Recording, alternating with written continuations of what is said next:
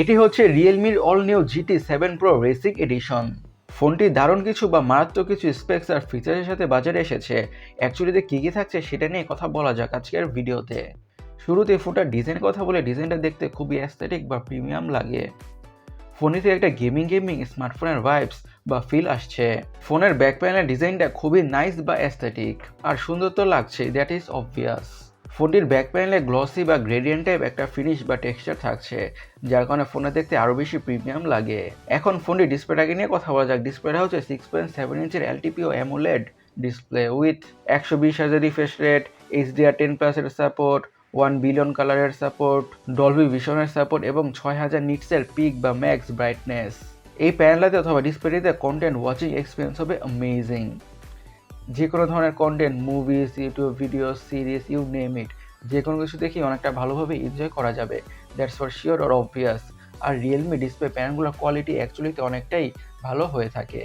আর high refresher থাকার কারণে scrolling করে, ব্রাউজিং করে, গেমিং করে, ইউ নেম ইট, যে কোনো ধরনের টাস্কে পারফর্ম করে অনেকটাই স্মুথনেসের ফিল তো পাওয়া যাবেই, that's for sure or obvious. এখন ফোনটির হার্ট অথবা চিপসেট নিয়ে কথা বলা যাক। ইউজ করা হয়েছে স্ন্যাপড্রাগনের the best or one of the best processor, Snapdragon 8 Elite. এটি একটি 3 ন্যানোমিটার বেস্ট অক্টোকোর প্রসেসর। এই ডিভাইসটি বা স্মার্টফোনটি পারফরমেন্সের দিক থেকে হতে যাচ্ছে বিস্ট। টু বি স্পেসিফিকলি বলতে গেলে গেমিং পারফরমেন্সের দিক থেকে হতে যাচ্ছে বিস্ট। হাই লেভেলের গেমসগুলোকে ম্যাক্স অফ সেটিংসে খুবই ভালোভাবে খেলা যাবে অথবা রান করা যাবে কোনো ধরনের ল্যাগ বা হ্যাংয়ের ইস্যুস ছাড়াই। এক কথা এই ফোনটিকে নিয়ে এটা বলা যেতে পারে, this device gonna handle whatever you throw at it. পারফরমেন্সের দিক থেকে স্মার্টফোনটি হতে যাচ্ছে চ্যাম্প। আর স্পেশালি ফোনটিকে গেমার্সদের জন্য অথবা যারা গেমিং লাভ করেন তাদের জন্য বাজারে আনা হয়েছে। সো আপনারা এই ফোনটিতে গেমিং করে অনেকটা ভালোভাবে এনজয় করতে পারবেন, that's for sure or obvious. ফোনটির র্যাম এবং স্টোরেজ ভেরিয়েন্টসের কথা বলে অনেকগুলো ভেরিয়েন্টই পাওয়া যাবে। থাকছে 12GB RAM, 256GB storage, 16GB RAM, 256GB storage, 12GB RAM, 512GB storage, 16GB RAM, 512GB storage. আর স্টোরেজ স্পেস হচ্ছে UFS 4.1। আর অবশ্যই SD কার্ডের মাধ্যমে স্টোরেজকে বাড়ানোর সুবিধা থাকছে না। এখন ফোনটির অপটিক্স বা ক্যামেরা নিয়ে কথা বলা যাক। অ্যাকচুয়ালিতে কাজের সেন্সর হচ্ছে দুইটি, 50 মেগাপিক্সেলের primary sensor with dual pixel multi detection PDAF and OIS। আর থাকছে 8 মেগাপিক্সেলের আল্ট্রা ওয়াইড অ্যাঙ্গেল সেন্সর।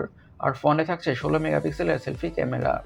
আচ্ছা, একটি ফ্ল্যাগশিপ লেভেলের স্মার্টফোন থেকে যেমন ধরনের পিকচার্স আর ভিডিও এক্সপেক্টেড, এই ফোনে থেকে এক্স্যাক্টলি তেমন ধরনের পিকচার্স আর ভিডিওস পাওয়া যাবে, that's for sure or obvious. আর এমনিতেও রিয়েলমির স্মার্টফোনগুলোর পিকচার্স কোয়ালিটি এবং ভিডিও কোয়ালিটি অনেকটাই পাঞ্চি, ভাইব্রেন্ট আর নাইস হয়ে থাকে। সো এই ফোনটির পিকচার কোয়ালিটি থেকে এবং ভিডিও কোয়ালিটি থেকে ডিসঅ্যাপয়েন্টেড হতে হবে না। আর ভিডিও রেকর্ডের কথা বলে অবভিয়াসলি 4K-তে 30 FPS এবং 60 FPS-এ ভিডিও রেকর্ড বা শ্যুট করা যাবে। ফোনে দ্বারাও থাকছে ডুয়াল স্টোরি স্পিকার্স। সিকিউরিটির কথা বলে ইউজ করা হয়েছে আন্ডার ডিসপ্লে ফিঙ্গারপ্রিন্ট সেন্সর।